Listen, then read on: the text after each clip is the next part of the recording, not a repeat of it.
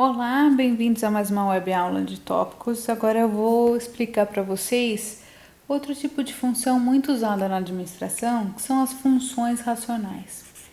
O que são funções racionais? Racionais vêm de razão, de fração. São funções aonde a nossa incógnita está no denominador. Imagina que eu tenho uma constante dividido pela minha variável x. Por que a gente usa isso na administração e como é que a gente usa isso na administração? Vamos tomar um gancho da aula passada, que foi a aula de função de primeiro grau, enfim, que nós vimos os custos de uma empresa. Lembrem-se que o custo total para produzir as camisetas, lembra que a gente tinha um custo fixo de 12, mais 2 vezes, que seria o custo variável, a quantidade que o administrador iria decidir a produzir.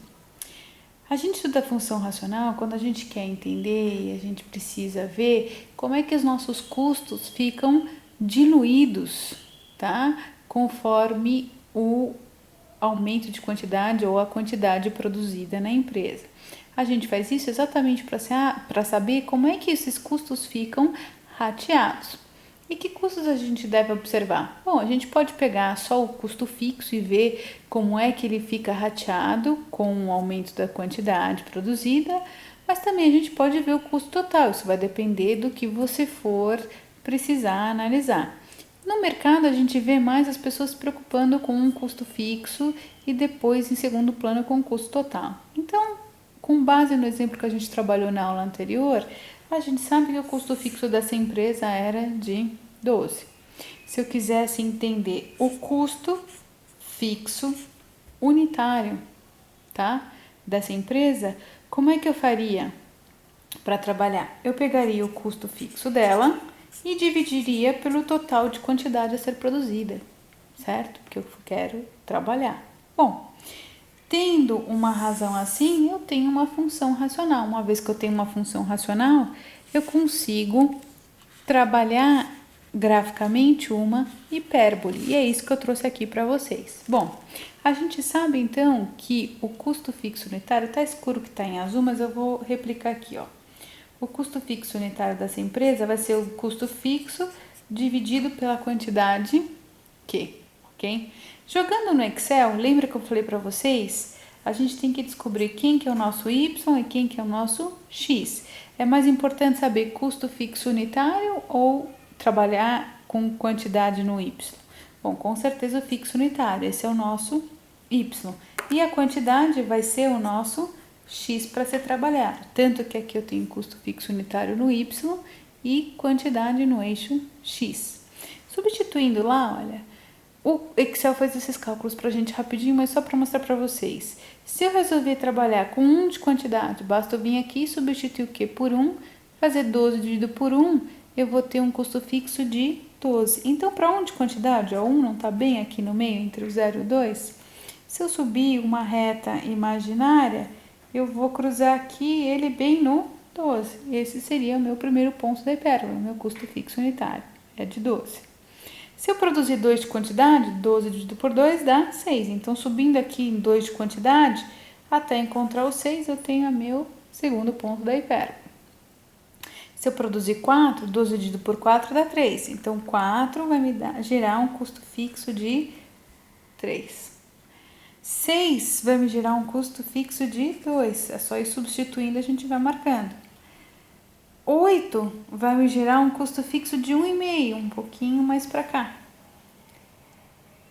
10 de 1,2, um pouquinho para cá. E aí 12 bem no 1, bem aqui. Esses são os pontos da hipérbole. Eu, como tenho uma coordenação de uma criança de 3 anos de idade, provavelmente não vou ligar eles direitinho, mas o computador vai dar isso para vocês. Olha, ele vai ligar esses pontos perfeitamente. Ó, essa seria a nossa hipérbole. Com base nesse desenho, eu pergunto para vocês, o que acontece com o meu custo fixo quando eu aumento a quantidade? Veja que isso aqui é o estudo do meu custo fixo unitário. O que acontece com ele quando eu aumento a quantidade? Veja que quanto maior a minha quantidade, menor, mais baixo o meu custo fixo é. Então, quanto maior a quantidade produzida, menor o custo fixo. Tanto que você vê que a hipérbole está caindo. Segunda pergunta que eu faço para vocês.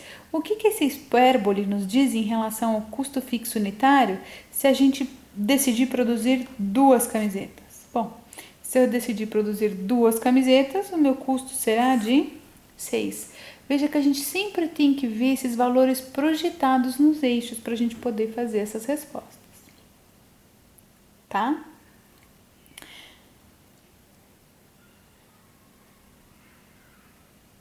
O meu custo fixo unitário... agora eu entendi. E se eu perguntar para vocês, olha, qual o percentual de queda? Qual o percentual de queda? Tá vendo? A percentagem de queda. Se ao invés de eu produzir 2 de quantidade, que é o que eu queria, eu vou produzir 4 de quantidade. Para 4 de quantidade, a gente vê aqui que o nosso custo fixo projetado é 3, certo? E para 2 de quantidade, o nosso custo fixo projetado é 6. Tudo bem? Ele era 6, não era? Ele não caiu para 3? Então, como é que eu faço? Vou até pôr aqui o 6. Então, como é que eu faço esse percentual de queda? O percentual de queda vai ser a diferença do mais para frente, que seria o 4, que seria a segunda quantidade que eu queria, certo? Vai ser o quê? Vai ser o 3 dividido... o 3, menos quem? O valor do meu custo quando eu tinha 2, que dá 6, dividido pelo total, que era 6. 3 menos 6 não me dá 6, então meu percentual de queda vai ser o quê? 3 dividido por 6, que vai me dar 50%. Veja que se eu, ao invés de produzir 2 de quantidade, resolvo produzir 4 de quantidade, esse meu custo fixo vai cair em 50%. Então, para calcular um percentual, quando vocês querem calcular um percentual no gráfico, basta vocês pegarem o valor, tá, do seu segundo ponto, que no caso é 4, diminuir em relação do primeiro que você tinha, que era em relação a 6, e aí dividir pelo próprio valor, que era 100% do primeiro que você está analisando, ele que é a sua base, certo? Que é 6. Então, fazendo a diferença dividido pelo total, você chega no percentual que você quer. Não necessariamente só o custo fixo que a gente pode trabalhar. O que eu estou trazendo para vocês é o seguinte, ó. Aqui é um exemplo de uma empresa de borracha que ela conseguiu levantar os custos fixos dela através dessa forma, olha. O custo fixo, os custos totais dela através dessa forma. Os custos totais eram 900 mais... eu acho que está aí até no caderno, no AVA de vocês. Mais 3x mais x ao quadrado. Então, ela contratou uma consultoria, eles fizeram um levantamento de todos os custos que ela tinha e eles acabaram chegando nessa projeção de custos total da empresa. 900 mais 3x mais x ao quadrado.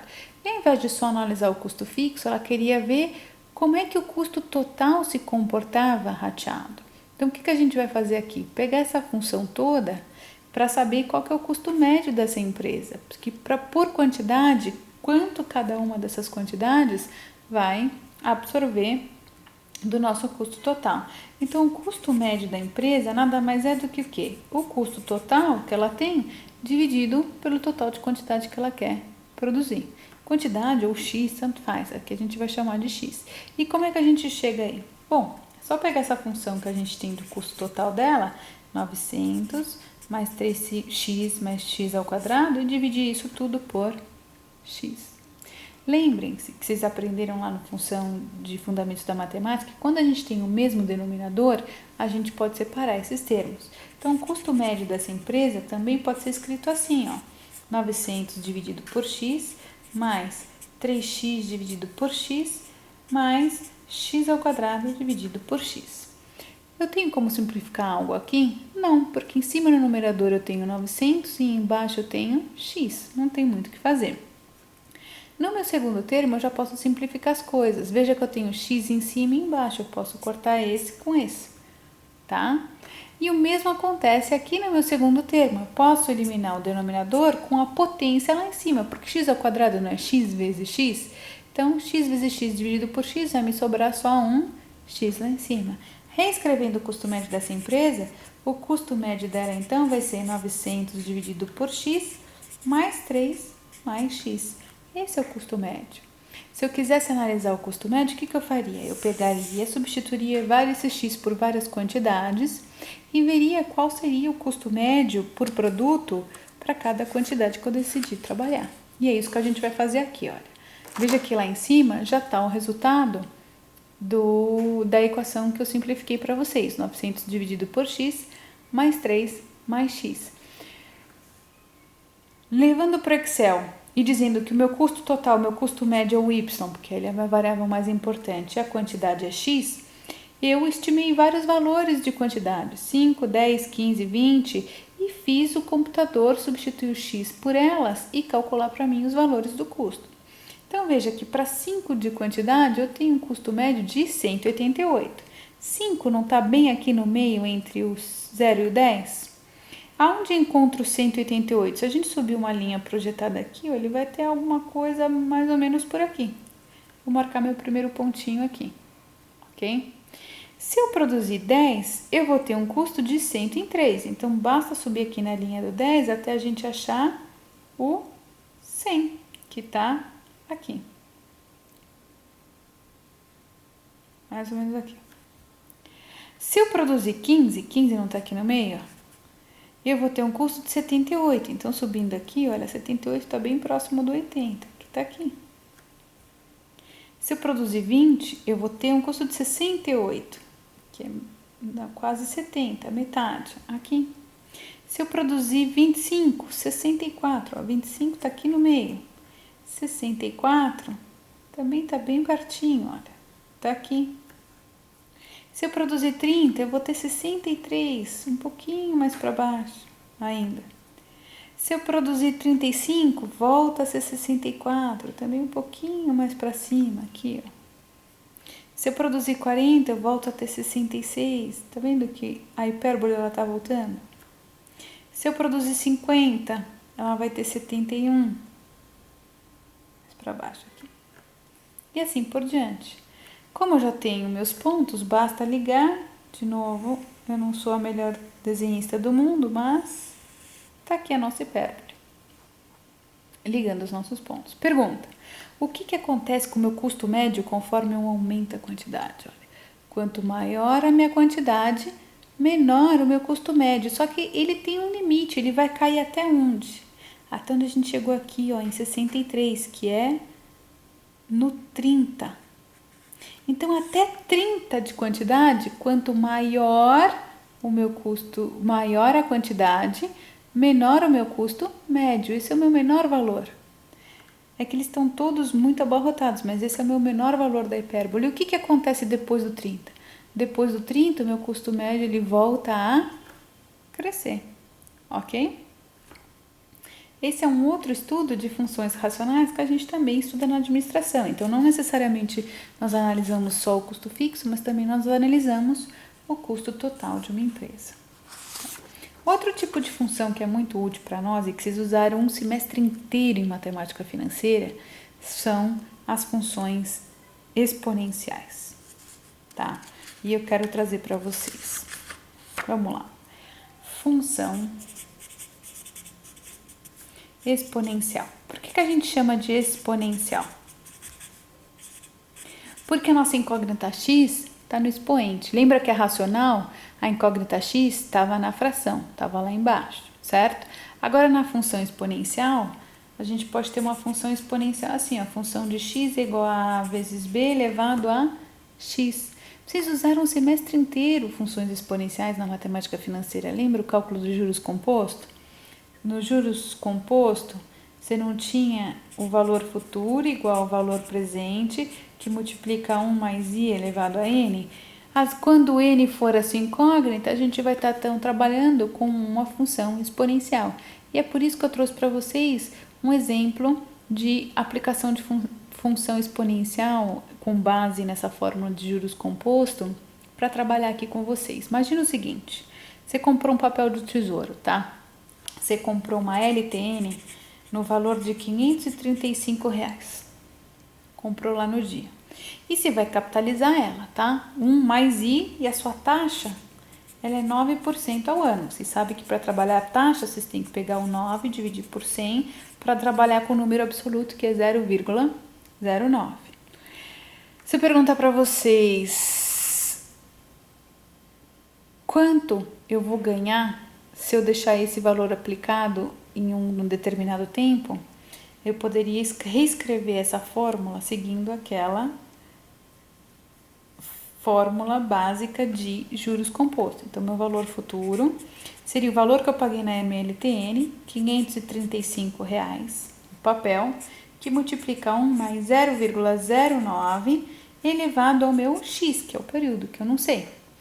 Dependendo do período que eu tiver, que eu assumir valores para X, eu vou calcular valores do meu valor futuro. E exatamente esse exemplo que eu trouxe aqui para vocês, ó. Só para simplificar, para antes de sair daqui e mostrar o gráfico para vocês, ó, o valor futuro pode ser escrito sobre 535, que multiplica 1,09 e esse 1,09 elevado a x, que seria o período. Só vou reescrever ele aqui embaixo, tá? Valor futuro vai ser 535 vezes 1,09 elevado ao x. Se a gente pegar e levar no Excel e deixar esse x e substituir por 0 anos, 1 ano, 2 anos, 3 anos, aqui e pedir para o Excel calcular, ele vai chegar e jogar esses valores para vocês. Então, o que eu tenho aqui? Eu tenho uma representação gráfica da evolução desse papel da LTN, o quanto ela está valendo ao longo do tempo, sabendo-se que a gente investiu R$ 535 numa taxa de 9% e o que variou aqui foi só o tempo. Então, no eixo do X eu tenho os anos e no eixo do Y eu tenho o valor do meu papel. Quando eu comprei o papel? Aqui no início, ó, aqui no encontro da reta com o eixo do Y.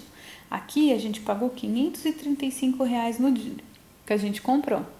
No final de 2 anos, ó, o Excel calculou pra gente, esse papel vai estar valendo R$ 607. No final de 4 anos, 688. Então, bastou a gente substituir o X pelo tempo que a gente quer trabalhar, que a gente vai chegar no valor futuro desse papel, tá? Se eu perguntar para vocês agora, analisando o gráfico, quanto você vai ganhar se você decidir vender a sua LTN 5 anos depois? Olha, você pagou 535, mas 5 anos depois, onde está o 5? 5 não está bem no meio entre o 4 e o 6? Se a gente subir uma linha imaginária, ó, a gente não vai encontrar mais ou menos aqui com a reta? E esse valor projetado no eixo do Y vai dar algo perto dos R$700, R$750.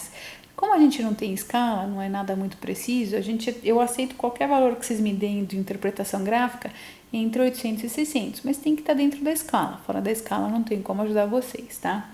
Então, sabendo que a gente vai vender, vamos lá, verifique aí, que a gente vai vender esse papel em 5 anos, esse papel vai estar valendo 750. Só que a gente pagou 535, quanto é que foi que eu ganhei em cima dessa venda? Bom, vocês vão ter que pegar os 750 e diminuir dos 535. E aí sim, você vai saber quanto você ganhou, que na verdade foi R$215, ok? Bom, eu não quero me estender muito com funções exponenciais, por quê? Porque vocês já estão cansados de trabalhar elas, vocês já foram massificadamente, eu ia falar torturados, mas eu não acho que essa seja a palavra certa, mas vocês desenvolveram e trabalharam muitos exercícios de matemática financeira ao longo do nosso curso. Então, não há necessidade de eu ficar explorando muito modelos matemáticos como esse de funções exponenciais. O que eu quero trazer para vocês aqui, que não deixa de ser uma função exponencial, mas é algo diferente e novo para vocês. O que eu quero trabalhar com vocês é que também aqui na administração, nós trabalhamos com função exponencial na base E. que é base E? Para quem não sabe, E é um número irracional, como é o π. Na geometria, quando vocês aprenderam as fórmulas do círculo, vocês não aprenderam que a área do círculo não era π vezes r ao quadrado e o π valia 3,14? Então, o número E também é um número irracional, só que o valor dele não é 3,14, é 2,7183. Não convém, porque isso aqui não é um curso de matemática, enfim, administrador não tem que se preocupar com isso, como a gente chega nesse valor exato, tá? O que eu quero falar para vocês é o seguinte: por que esse número E ele é muito usado também na administração? Porque ele é a base do nosso logaritmo neperiano. Quando a gente for trabalhar logaritmo neperiano na próxima aula, vocês vão ver que a base do logaritmo neperiano é esse número irracional aí. Então, vocês vão ter que usar esse número 2,7183. A gente vai chegar na aplicação dele. Mas por que eu estou trazendo esse tipo de função? São funções que podem ser escritas assim, ó. F de x é igual a uma constante, vezes o logaritmo, vezes o número irracional e elevado a x. E a nossa potência, por isso que é exponencial, continua sendo a nossa incógnita. Quando a gente usa esse tipo de modelo? A gente usa muito quando a gente trabalha com comportamento humano. Por que isso? Comportamento humano. Então, na área de marketing é muito utilizado modelos assim, na área de RH. Por quê?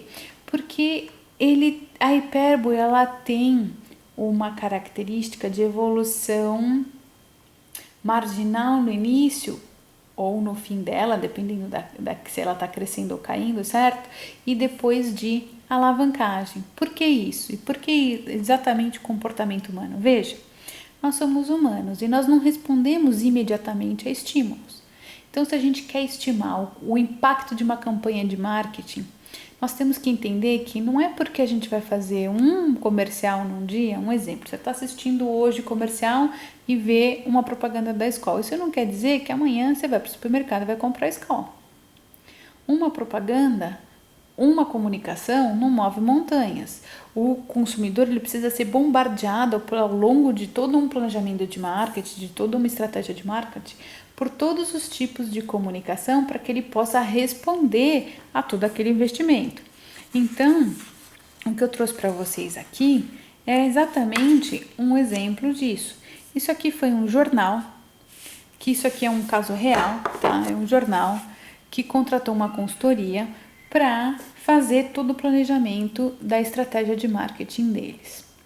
E eles fizeram, e o que eles queriam saber é o seguinte: qual seria a projeção de vendas dele ao longo do tempo conforme o investimento na campanha de marketing? Veja que uma campanha de marketing não é ser feita em 2 meses. Ela é feita ao longo de 1 ano e meio, 2 anos de planejamento, onde gradativamente a empresa vai divulgando o seu nome, enfim, toda a sua comunicação em várias vias, tá? Em várias mídias. Bom, o que essa consultoria conseguiu levantar para eles foi o seguinte, que eles conseguiam prever, aqui olha, a evolução de vendas com base no planejamento, com base no investimento no plano de marketing deles, através dessa função com exponencial com base E. Então, eles conseguiam prever o quê? Que as vendas seriam estimadas através dessa forma, 630,2, que é uma constante, é um número, vezes o número irracional E, elevado a 0,3739 vezes T, que seria o tempo. Então, nossa incógnita está lá na potência. Bom, para calcular os pontos, o Excel faz rápido. A gente quer deixar como variável mais importante o Y, quem? A previsão de vendas de novos assinantes, certo? E deixamos no X o tempo, que é a nossa variável secundária. Então, sabendo que a previsão é o nosso Y e o tempo em anos é o nosso X, a gente pediu para o Excel jogar esses valores e ele construiu para nós a hipérbole. Veja que no início do plano de marketing não existe um grande ganho de novos assinantes para esse jornal. Por quê? Porque existe um tempo, aqui em meses, tá? Existe um tempo para as pessoas começarem a responder a toda a comunicação que você está emitindo. Os estímulos, eles sim vão gerar uns reflexos positivos de conversão em venda ao longo do tempo. Por quê? Porque só uma comunicação não move montanhas. Esse consumidor precisa ver várias chamadas comerciais, precisa ver também em outras, enfim, as comunicações em outdoor, comunicações em revistas, e todos esses estímulos vão somando, até que ele fala, poxa, realmente preciso assinar um jornal, e a empresa, enfim, consegue converter essa pessoa como um novo assinante. Por que a gente gosta de trabalhar a função exponencial quando a gente trabalha com comportamento humano ou quando faz previsão de vendas e previsão de novos assinantes assim? Porque olha como ele mostra, olha o gráfico. Se eu perguntasse para vocês, a partir de que mês a gente vê uma alavancagem no aumento de realmente novos assinantes para essa empresa? A gente pode dizer que só a partir do sexto, sétimo mês. Veja que aqui, olha, a inclinação dessa hipérbole, ela não está alta, ela está super pequena. É só a partir do sexto mês, sétimo, eu até aceito o sexto, que a gente vê que uma curvatura ela começa a ficar mais íngreme. Até então, o ganho que essa empresa estava tendo desde o início do plano de marketing dela foi marginal, foi muito pequeno. É por isso que a gente trabalha com funções exponenciais com Bézier. Por quê? Porque leva um tempo para as pessoas começarem a responder a todo o investimento de marketing que foi investido, ok? Vocês vão ter atividades para fazer. Se vocês tiverem dúvidas, por favor, já sabem, entrem nos fóruns, postem suas dúvidas que eu auxilio vocês, tá bom? Até a próxima aula.